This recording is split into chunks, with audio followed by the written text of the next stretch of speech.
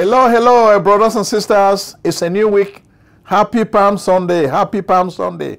To my Muslim brothers, happy Ramadan. I wish you well. People of all faiths, to my Jewish friends, I wish you well also. Let us have a peaceful world. Religion should not separate us, okay? Let us believe in each other, okay? We have a whole lot of news for you today. One of the questions I have for you is, I've noticed that a lot of you guys have not been commenting on our videos. We're doing these videos for you, so we'd like to know what you think. We want to engage you, so please start commenting more, because we want you to comment. When you comment, we know what you think. Tell us what you like to watch. Tell us what you don't like to watch. So we want to hear from you. We want the number of comments to go up. The views are going up. We like that, but we want more comments. What are we going to talk about today? As you know, this is an African show. I am Prince Ojong, your host of Speak of Africa. The show is designed to deal with African problems. Today, we just want to talk about children, civilians, caught in the crossfire of carnage by military juntas and politicians. Our people are suffering. This is what we've observed. If it's not kidnapping, it's banditry, political violence. So much is happening to make Africa unstable. So much is happening to make people hate to stay in Africa. When you hear the people say, Jackpa, we want to run away from Africa, it's because of all these problems. People want to escape from their problems. That's what is really happening. We start dealing with Africans today. A lot of our problems come from external sources. That's the sad part. It's true. Some people will say, Prince Ojong, you like blaming other people for your problems. No, I'm not blaming other people for my problems. What I'm trying to do is I'm trying to trace the source of African problems. I look at the internalist factors, what is happening inside Africa. Then I also look at the outside factors, influence from foreign countries. They are very, very powerful, okay? The show of today will start with Ambazonia. If you've been watching the show, you know that we've been talking about Ambazonia, the dream of some people who want to break away from La République du Cameroon to form their own country.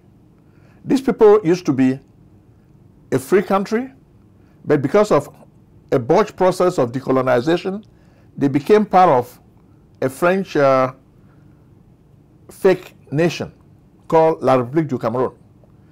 Because of marginalization, these people want to break away and restore their independence, and they call themselves Ambazonians. For a long time, we've been telling the Ambazonian story on this show, and we'll continue doing so proudly because we believe in freedom. We want our people to be free. If we are not free, we're not going to be happy to live in Africa. Some of you have been saying, oh, Prince Ojong, oh, but it looks like the Ambazonian revolution has failed. It has stalled. Yes, it has stalled. But the spirit is still there. The people are unhappy. It is true, the Paul Biya government has done everything possible to break the spirit and the will of the people of Ambazonia, but he has failed. Because even today, Chinese news organizations were reporting on the killing of a mayor in Ngoketunja in the northwest region. Of course, we've been talking about Ngoketunja a whole lot on this show. So if you've been watching us, you know where Ngoketunja is, in the northern part of Ambazonia. We've talked about Nopiri, the Marine Force of Bambalang. They are not very, very far from this Ngoketunja area that we'll talk about. It has been a hotbed of the uprising against La République. Ngoketunja has been there. So people tell you, oh, the Ambazonian revolution is over. It is not over yet. The people are still fighting. They are dying like Spartans, but they are not surrendering. Unfortunately for La République, they will not surrender. A lot of black legs are collecting money from the Biya regime against the people of Ambazonia. Yet, the people of Ambazonia are resilient. They don't want to give up. Okay? So don't think things have calmed down and the revolution is over. The people are still strategizing. They are still attacking the interests of La République. economic sabotage has been the stock in trade.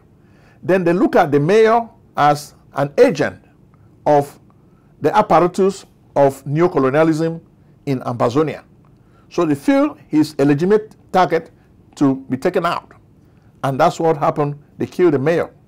Some of you have seen this mayor in a lot of public demonstrations where he is provoking the people of Amazonia while he is in their land.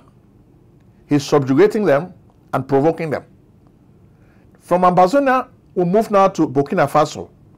In Burkina Faso, we have civilians and children who are caught in the crossfire of cruel carnage. Ibrahim Traoré is presenting himself as a new Sankara. Unfortunately, his forces are killing a lot of civilians. And this is the message we get from people who are on the ground. When they go for those raids, you may feel they want to attack the Islamic State, they want to attack Boko Haram, but in fact, they attack innocent people who have nothing to do with jihadism. So these people become collateral damage in this war on terror. We need to wage a war on terror smartly. We've said it before on this show that the war on terror will fail because there is an excessive attention paid to force, brute force. We think we should look at the carrot, look at the disaffected elements. Let's look for ways to engage them, to bring them back into the fold. Let's have some kind of dialogue. What is bothering you? Why are you unhappy? Why are you attacking the government? The government should be open to bring these people and engage in dialogue with them. But most governments in Africa, they choose to use the gun. Please silence the gun, Burkina Faso. Militarization is not working. You've brought Russia. Russia can take away your resources. Russia is mining most of your fields. But have they succeeded in stemming the tide of jihadists in your country? No. Jihadists still control a big swath of Burkina Faso. So when is Ibrahim Traoré going to be able to take this country or take this territory away from the jihadists? He's doing a good job. Russia is giving a lot of military armament, but this alone will not solve the issue of jihadists in Burkina Faso. More civilian children and people are going to die because of these misplaced opportunities. Let's give peace a chance in Burkina Faso. Ibrahim Traoré, give peace a chance in Burkina Faso. If you like what we're saying or you don't like what we're saying, please engage us in a debate. We want to hear from you. Next, we take it to Chad. We spoke about Chad a whole lot the last few weeks. Mahamat Déby Itno, the son of Idris Déby, has been running the country. Initially, he presented himself as a caretaker leader, but now he has announced that he wants to run for president as a civilian. But he doesn't want to go through the democratic process. He wants to still use ammunition, guns, to fight his way. So he wants to shoot through to the presidential palace. Who is he deceiving? And France is behind this young dude. You look at him like a baby, France supports him. Immediately his father was killed, France came to N'Djamena, where he was installed as the new president of Chad. Why is France supporting him? Well, it's because of oil. Chad is a desert, but Chad has a lot of oil. France needs to take all this oil from Chad to France. So they have been supporting all the dictatorial regimes in Chad because France needs oil. Okay? So it's because of oil that France is supporting Mahamat Déby. So don't let anybody fool you. They may say they are organizing new elections, but France doesn't believe in democracy in Africa. France calls it La France Outre-mer. It's like overseas France. This is our territory. We can go to this, our territory, our farm, get all the oil we want to fuel our industries in France. We don't care about the African people. They are monkeys. They are not people. That's what Emmanuel Macron is saying about the Africans who live in Chad. He doesn't consider them human beings. It's just like in the days of Jim Crow in the United States. They felt black people were not completely human. They were only part human, not fully human. That's the way France perceives Africans. France is still a racist country, okay? They enjoy the spoils, they loot Africa, but they don't want Africans to come to their land. So this is sad. There's even a video by Miss Arikana Shimbori. She has been singing the same song we've been singing. She's been talking about the French actions in Africa. The French role in Africa is diverse. We've been talking about it for so long, from the days of colonialism to the days of neo-colonialism, when people in Africa thought they became independent. But what they got was just flag independence. It was the hoax of independence. France forced them to sign a pact for the continuation of colonialism. And they had to pay for these lessons they have to teach them. It will give you military support, but will control your economy. Let me let Dr. Arikana Chihimbore explain her position. Watch. Between 1958 and 1961, France did something absolutely horrible. France made the Francophone African countries, and I don't even want to use that terminology, but I only use it for the purposes of conversation. The 14 countries which were formally, but still colonized by the French, they were forced to sign a document that they called the Pact for the Continuation of Colonization. You heard me. The Pact for the Continuation of Colonization. If you want your independence, you must sign this. Guinea, Secretary said absolutely not. Mali said absolutely not. France, pack your bags and go on back home. France could not believe it. Could not understand that an African country, these monkeys, do not want to be affiliated to France. They said, we will show you. So history tells us France went into those two countries, took everything that they thought they had brought to those two countries, including the last teaspoon and chair, proceeded to pour concrete into the sewage pipes, completely devastating the two economies. The then newly appointed president of Ghana, Kwame Nkrumah, in his efforts to rescue these two economies, created the first ever union of any African states, Ghana, Guinea, and Mali. But what that did was it made the other African countries realize that if they go against France, this was the fate that was waiting them. So what did they do? Wave the paper. And they signed. What did the pact say? One. The pact said, you monkeys, you don't know how to manage your money. So you shall deposit 85% of your bank reserves with the French Central Bank under the control of the French Minister of Finance. And that France is going to take your deposits from the individual countries, pull them together, invest them in the French stock market under the French name. And you, monkeys, you may or may not know the returns. Thank you very much for watching. From Chad now, we'll take you to Congo DRC. In Congo DRC, we also have a country where there is fighting, there is violence. Children and civilians are dying every day. Thousands of civilians are displaced. They cannot get food to eat. They are hungry. The United Nations cannot do much to help these people. Felix Tshisekedi is just a figurehead as president. He cannot do much. If he can do much, take me to task and tell me, what can he do? His people are suffering. He's only complaining about Paul. What's going to happen? Paul Kagame is my problem. He said, oh, I'm going to go to war with Paul Kagame. We've been waiting. When is he going to go to war with Paul Kagame? A journalist was released a few days ago because even in Congo DRC, Felix Tshisekedi does not want people to speak the truth. A journalist was investigating the killing of a politician who is supposed to stand election, but the government doesn't want this killing to be investigated because the security forces of Felix Tshisekedi were involved in the killing of this politician in Congo DRC. So they arrested this journalist, imprisoned him for months. He just regained his freedom, and they're telling him, we taught you a lesson because we want your friends to see what we've done to you.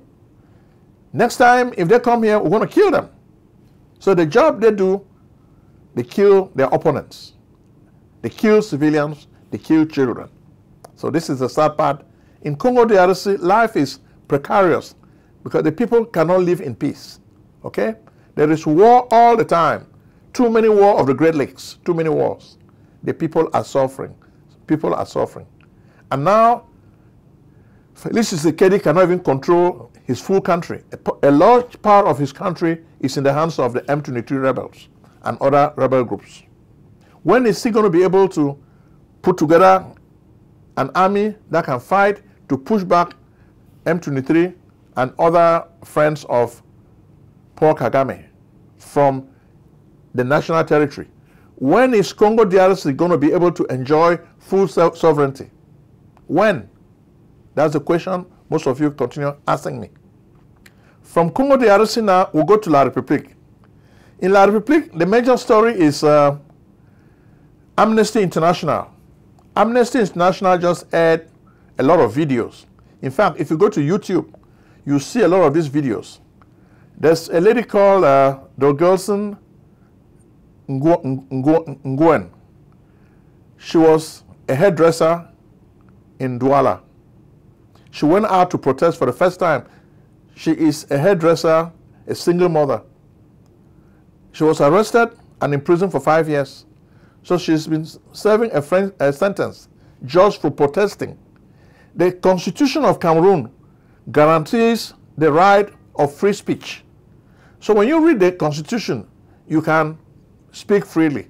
But in practice, Biya and his goons do not allow you to speak. And that's the sad part of life in La République du Cameroon.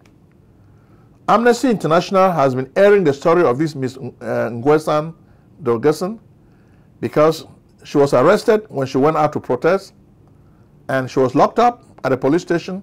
Then she's been in jail since then. Her child is sick of, I think, sickle cell and other diseases, but she cannot see her child. She's still locked up. So Amnesty International has been mounting a campaign for the Cameroon government to free Mrs. Nguyen. They have been mounting a campaign for them to free this lady. So the lady now has become the poster, the face of opposition to Biya's rule. We hear Paul Biya is still planning to run in 2025. Yes, his tribe's folks want him to run, as he himself wants to run. Where is democracy? And of course, life in La République du Cameroon makes some of us laugh. This morning, some of you guys sent me pictures of Cavalier Jibril. Cavalier Jibril is the Speaker of the National Assembly. This guy is too old, disoriented, but they are still voting for him to stay as Speaker forever. Can you believe this? The guy cannot even speak. He cannot even think. But he remains in power. Cavalier Jibril. What a joke. Then you expect the country to emerge in 2035. Who are you fooling? Of course, you're fooling the poor people of Cameroon. No, you are not fooling them. You're fooling yourself because the poor people of Cameroon know the truth. They know that you're fooling them and you're wasting your time fooling them. Cavalier Jibril is not alone in the useless Biya government. Nya Jefenji, the Senate president, he too has just been re-elected as president of the Senate. Then we have a video of some of you sent to us this video. Nya Jefenji cannot even walk. He has been re-elected. Watch the video for a few minutes and see the way Nya Jefenji is walking.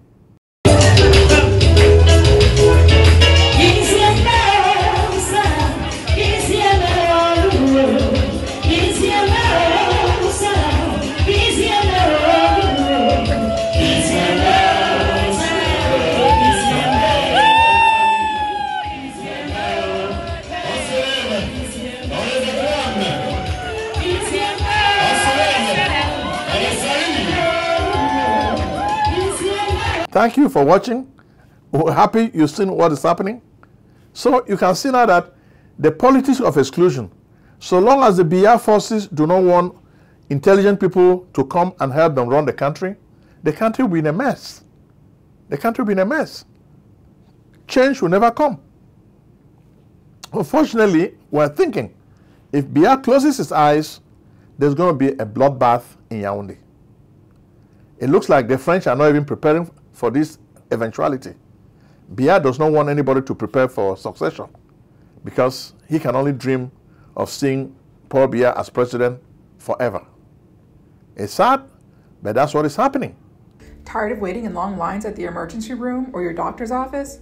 You should be. Why wait in long lines for care?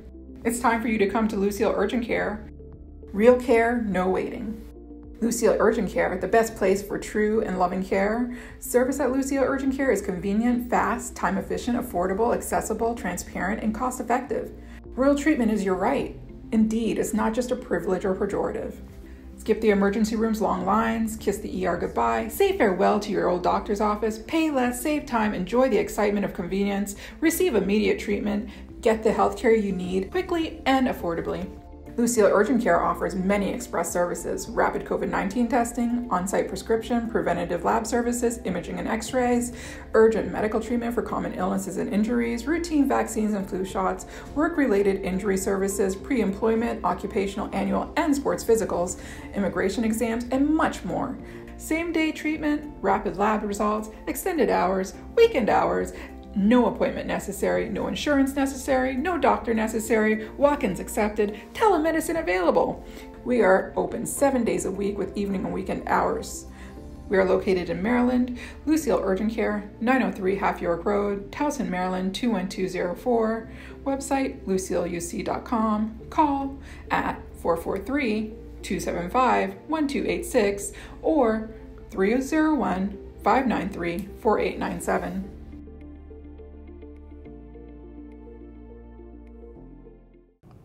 Next, we take you to Niger. Last week, we explained to you that a meeting between the government of Niger, the military junta, with the U.S. government, the State Department, fell apart. The military junta felt the U.S. officials were condescending and dictatorial. They wanted them to respect the sovereignty of Niger. Of course, you've known that Niger had kicked out the French and other foreign forces. America was able to wiggle some room and stay in the country. Yes, they stayed, but now the Secretary of State of the U.S., Assistant Secretary of State, went there with some diplomats and they were trying to broker a deal.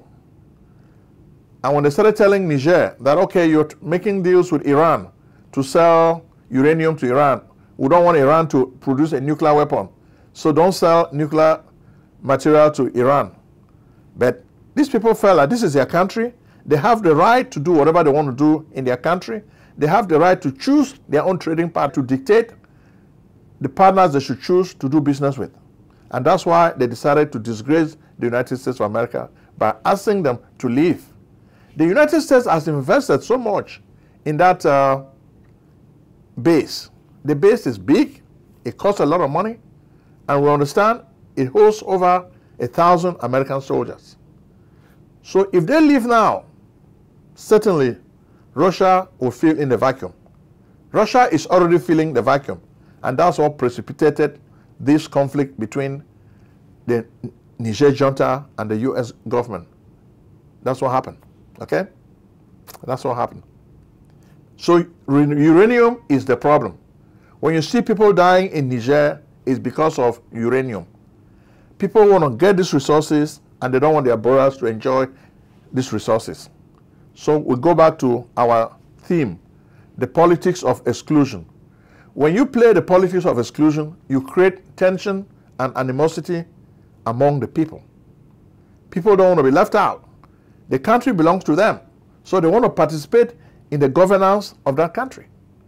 But usually the guy who is president dictates the political activities that are taking place in that country. If you're not on his side, he kills you, or he sends you packing to exile. So that's the sad part of what is happening in Niger. What about Nigeria? Well, we have a lot of good news to report about Nigeria today. Last week, we told you much happened with the Kaduna kidnapping. The government of Nigeria made a lot of effort.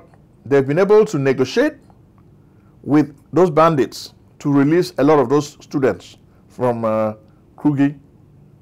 They were able to release the students. So this is good news, and we're happy for the families of those students. When you go to school to learn. Learning is a good thing, but the bandits are making you pay a price for that ambition. Life should not be that way. Bola Tinubu has been coming out and saying that he's going to make the country safer and more secure. Well, talk is cheap. We want him to move and do something. Let him do something about this insecurity. Buhari failed. Jonathan failed. We don't want the new government of Bola Tinubu to fail. So we want him to do something about the insecurity. A lot of these guys, they target the ungoverned forests. So why do you let these forest areas to be ungoverned? This is part of Nigerian land. So you need to engage the people. You need to take over this land so that it should not be a haven for terrorists. It should not be a haven for bandits. It should not be a haven for kidnappers. That's what a smart government does. They try to understand what is happening in all those areas. Then you don't give it as a haven where bad elements can kidnap people, take them there. But finally, in Nigeria, the Naira has strengthened a little bit. But is this strength going to be sustained, or is it going to weaken again? We suspect it's going to weaken again. So what Bola Tinubu is doing is he has decided to initiate a campaign, a Buy Nigeria campaign. He's encouraging Nigerians to buy products that were manufactured in Nigeria. Certainly, this is a salutary move. But are Nigerians going to listen and do as he says? We doubt it. Because the government is not giving them incentives to buy Nigeria. First, a lot of the people in government, they are not buying Nigeria. They are buying stuff from foreign countries. If they want Nigerians to believe in Nigeria, they say charity begins at home. The president has to show by example. He should not be going to buy foreign cars, then he expects other Nigerians to buy Nigerian-made cars. It's not going to work. So let the president show the example. Let the president buy cars that were manufactured in Nigeria. It will be a lot easier to convince other people to buy Nigeria when they see that the leadership is serious. For now, we think the Nigerian leadership is not serious. If they are serious, they should then be able to do something to stem the tide of poverty in Nigeria. Next, we take you to Senegal.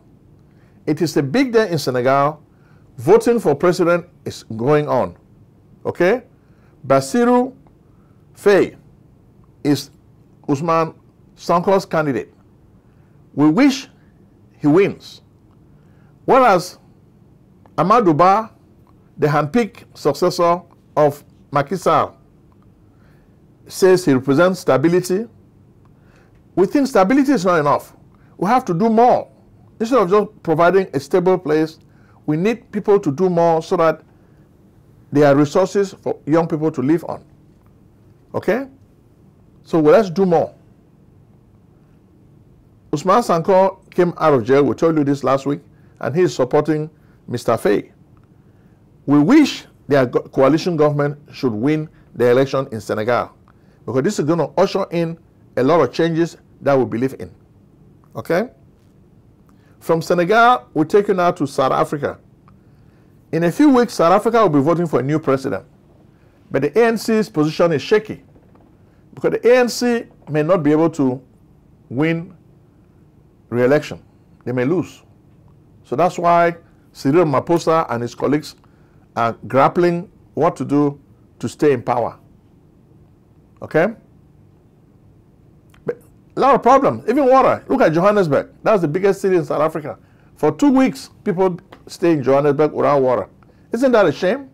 An African country that prides itself as a country that made nuclear weapons. How can you not have ordinary water for your people to drink? That's sad, and that's a disgrace. Okay? Finally, we take you to Uganda. In Uganda, Yoweri Museveni has been president for so many years. He has rigged the election so many times. Bobi Wine, the opposition, has been beaten, almost left for dead. So, in Uganda, Yoweri Museveni is not a good guy.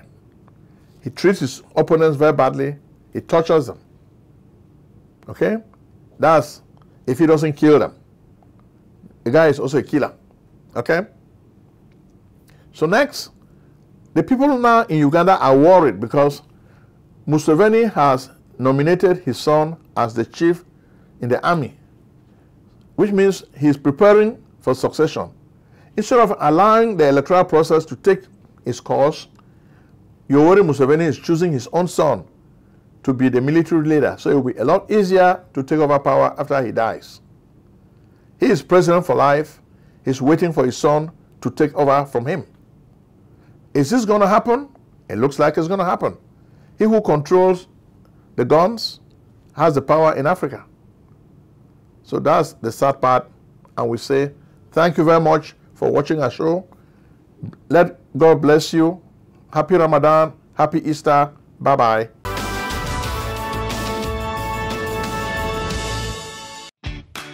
Do you need tax preparation services?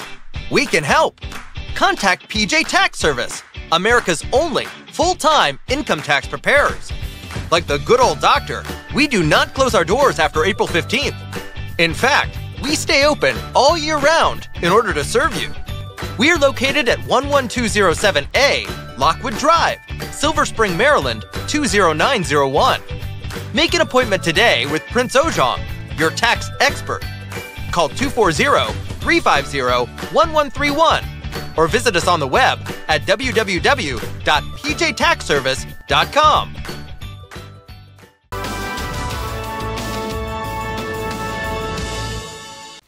Selling a service or a product? Need buyers? Use the African Nation TV as a channel to reach many viewers. Act now and call Prince Ojong at 240-350-1131. That's 240-350-1131. Act today.